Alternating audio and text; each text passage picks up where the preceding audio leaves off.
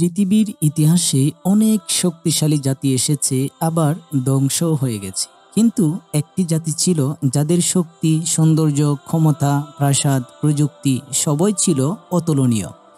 যাদের সম্পর্কে আল্লাহ তাআলা নিজেই বলেছেন, তাদের মতো আর কোনো জাতি দুনিয়ায় সৃষ্টি করা হয়নি। এরা হচ্ছে কওমে আদ। আজ আমরা জানব তাদের উত্থান, তাদের পাপ, তাদের ধ্বংস এবং তাদের রেখে যাওয়া শিক্ষা। সময়টা ছিল প্রায় 2000 খ্রিস্টপূর্ব। হযরত নূহ আলাইহিস সালামের ভয়াবহ তুফানের পরে পৃথিবী আবার জনবসতি পেল। তখনই আরবের এক অঞ্চলে শুরু হলো এক নতুন শক্তিশালী জাতির যাত্রা। তাদের নাম কওমে আদ। এদের দেহ ছিল লম্বা, শক্তিশালী, সুঠাম দেহের অধিকারী। রূপ, সৌন্দর্যে তারা ছিল অদ্বিতীয়। তাদের শহর, তাদের কৃষি, তাদের রাজত্ব সবই ছিল সমৃদ্ধতায় ভরপুর। তারা গড়ে তুলেছিল ইতিহাসের সবচেয়ে সুন্দর শহর ইরম। 1986 সালে নাসার মহাকাশ চ্যালেঞ্জার থেকে পাওয়া ছবিতে বিজ্ঞানীরা খুঁজে পান আরবের বিশাল মরুভূমির গভীরে চাপা পড়ে আছে সেই প্রাচীন জাঁকজমকপূর্ণ শহর। আজ চারদিকে শুধু বালুর ঢিবি আর ঝড়, কিন্তু একসময় এখানে ছিল সবুজ গাছপালা, ঝর্ণা, নদী, ফসল আর অপার সৌন্দর্য।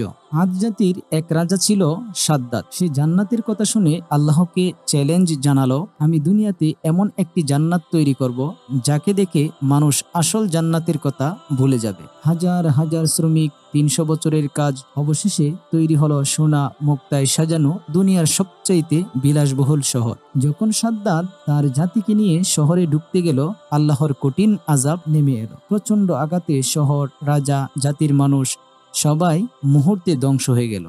সাদ্দাত তার দুনিয়ার জান্নাতে পা পর্যন্ত রাখতে পারেনি। সমৃদ্ধি মানুষকে যখন ভুল পথে নেয়, তখন তার পতন নিশ্চিত। আদ জাতি আল্লাহকে ছেড়ে পাথরের, ভূতের ইবাদত শুরু করলো। পূজার নাম ছিল সাওয়া। শক্তিতে তারা এতটাই অহংকারী হয়ে গেল যে বলল, আমাদের চেয়ে শক্তিশালী আর কে আছে।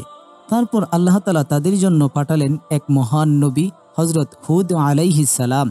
হুদ আলাইহিস সালাম বললেন, এক আল্লাহকে মানো, তিনি তোমাদের দিয়েছেন শক্তি, প্রাসাদ, বাগান, তার প্রতি কৃতজ্ঞ হও। কিন্তু আদ জাতির নেতারা বলল, তুমি তো আমাদের কাছে বোকা মনে হচ্ছ, তুমি মিথ্যাবাদী। তারা আরও বলল, আমাদের বাপদাদার ধর্ম আমরা ছাড়ব না, যদি সত্যি হও আযাব নিয়ে আসো। আল্লাহ তাআলা প্রথমে বৃষ্টি বন্ধ করে দিলেন।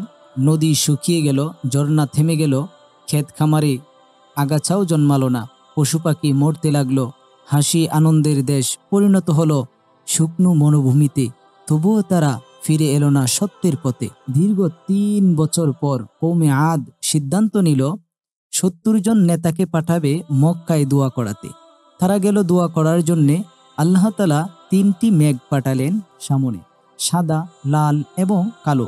ফেরেশতা বললেন, একটি বেছে নাও। তারা বেছে নিল কালো মেঘ, কারণ তারা ভাবল এতে প্রচুর বৃষ্টি রয়েছে। কিন্তু ঘোষণা এলো, তোমরা ধ্বংসকে বেছে নিয়েছ। কালো মেঘ আদ শহরের দিকে এগোতে লাগলো। মানুষ উল্লাসে বলল, এবার বৃষ্টি হবে, দুর্ভিক্ষ দূর হবে। হুদ আলাইহিস সালাম তিনি বললেন, এটা বৃষ্টি নয়, এটাই তোমাদের আযাব। হঠাৎই শুরু হলো ইতিহাসের সবচেয়ে ভয়ঙ্কর ঝড়, যা আল্লাহ তাআলা পাঠিয়েছিলেন 7 রাত এবং 8 দিন। আদ জাতির শক্তিশালী দেহ, প্রাসাদ, শহর কিছুই দাঁড়াতে পারল না আল্লাহর ঝড়ের সামনে। এক একটি বাতাস ছিল সূচের মতো ধারালো। মানুষ মাটিতে দাঁড়াতে পারত না।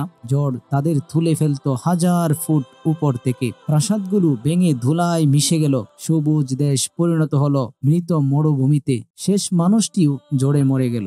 কেবল হযরত হুদ আলাইহিস সালাম ও অল্প কিছু ঈমানদার রক্ষা পেল। আয়েশা সিদ্দিকা রাদিয়াল্লাহু তাআলা আনহা তিনি জিজ্ঞেস করেছিলেন, ইয়া রাসূলুল্লাহ, সবাই মেঘ দেখে খুশি হয়, আপনি কেন চিন্তা করেন?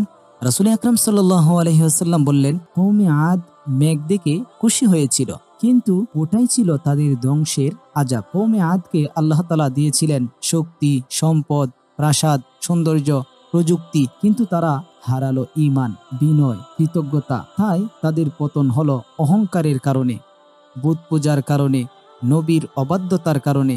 আল্লাহ তাআলা এই কাহিনী আমাদের জন্যই বলেছেন, যাতে আমরা তা থেকে শিক্ষা নিতে পারি। আল্লাহ তাআলা আমাদের সবাইকে হেদায়েত দান করুন, আমিন। ঘটনাটি ভালো লাগলে অবশ্যই চ্যানেলটি সাবস্ক্রাইব করে আমাদের পাশেই থাকুন। ওকে, আসসালামু আলাইকুম ওয়া রাহমাতুল্লাহি ওয়া বারাকাতুহু।